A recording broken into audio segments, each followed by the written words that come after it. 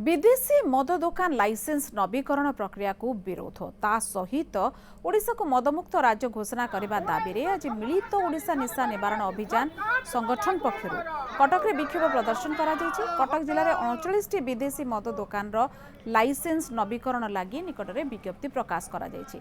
एभली पदक्षेपरू सरकार निवृत्त रुहंतु बोली संगठन दाबी करिछि। संगठन पक्षर एहा मध्य कुहा जायछि जे नवकृष्ण चौधरी सरकार अमल रे राज्य को निशामुक्त करने उद्देश्य रे पदक्षेप निया जायथिला, किंतु अधिक राजस्व लोभरे सरकार मद को प्रोत्साहित करुछंती, जहाँ राज्यर सामाजिक स्थिति को बिगाड़ी दैछि बोली विक्षोभकारी माने अभियोग करिछंती। तेबे राज्य को मदमुक्त करबा लागि बीजेपी निज निर्वाचन इस्ताहार रे घोषणा करिथिला, किंतु क्षमता को आसीबा परे दल केमिति ताहा भूली गला बोली मध्ये प्रश्न उठिछि।